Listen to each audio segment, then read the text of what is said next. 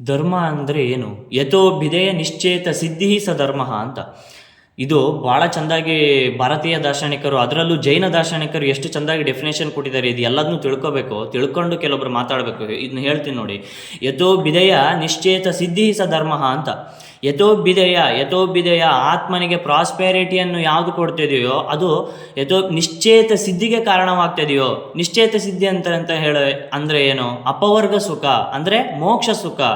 ಯಾವ ಧರ್ಮದ ಪಾಲನೆಯಿಂದ ನಮಗೆ ಮೋಕ್ಷ ಸುಖ, ಜಿನ ಪದವಿಯು ಸಿಗ್ತದೆಯೋ, ಜಿನ ಪದವಿಯನ್ನು ಪಡಿತೇವೋ ಅದು ಧರ್ಮವಾಗಿರ್ತದೆ.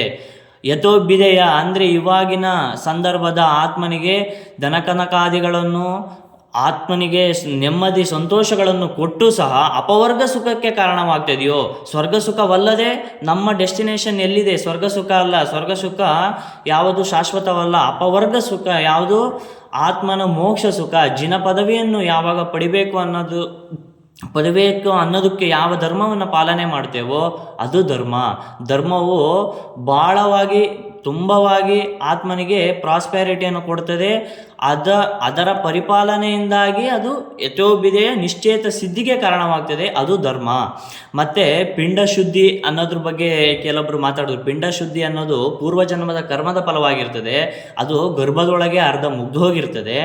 ಆಮೇಲೆ ಇಲ್ಲಿ ಹುಟ್ಟಿ ಬಂದಾಗ ಈ ಆತ್ಮನನ್ನು ನಾವು ಯಥೋಭಿದೆಯ ನಿಶ್ಚೇತ ಸಿದ್ಧಿಯ ಕಡೆ ಒಯ್ಯಬೇಕು ಅಂತ ಆದರೆ ಧರ್ಮ ಪರಿಪಾಲನೆಯನ್ನು ಮಾಡಬೇಕು. ಅದು ಧರ್ಮದಲ್ಲಿ ಹುಟ್ಟಿದ್ದೇವೆ ಅಂತೇಳಿ ಅದೇ ಧರ್ಮ ಪರಿಪಾಲನೆ ಅದು ಅವರವರ ಇಷ್ಟಕ್ಕೆ ತಕ್ಕ ಹಾಗೆ ಅವರು ಯಾವ ಧರ್ಮದ ಈಗ ಈ ಒಂದು ಧರ್ಮ ತಗೊಂಡ್ರೆ ಹಿಂಗೆ ಹೋಗ್ಬೋದು, ಒಂದು ಧರ್ಮ ತಗೊಂಡ್ರೆ ಹಿಂಗೆ ಹೋಗ್ಬೋದು. ಯಾವ ಧರ್ಮದಿಂದ ಈಸಿಯಾಗಿ ನೀವು ಅಪವರ್ಗ ಸುಖಕ್ಕೆ, ಜಿನ ಪದವಿಯನ್ನು ಪಡೆಯೋದಕ್ಕೆ, ನಿಮ್ಮ ಆತ್ಮನನ್ನು ಮೋಕ್ಷ ಮಾರ್ಗದತ್ತ ಕರೆದೊಯ್ಯೋದಕ್ಕೆ ಬಳಸ್ತೀರೋ ಆ ಧರ್ಮವೇ ನಿಮ್ಮ ಧರ್ಮವಾಗಿರ್ತದೆ.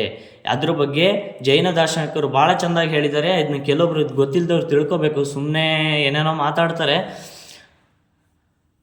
ನಮಸ್ತೆ ಪಾರ್ಶ್ವನಾಥಾಯ ಭ್ರಾತೆ ಕರ್ಮ ವಿನಾಶನೆ ನಾಗರಾಜೇಂದ್ರ ವಿಸ್ತೀರ್ಣ ಪ್ರಣಾಲಂಕೃತ ಮೂರ್ತೆಯೇ ನಮಸ್ತೆ ಪದ್ಮಾವತಿ ದೇವಿ ಪದ್ಮಾವತಿ ನಮಸ್ತೆ.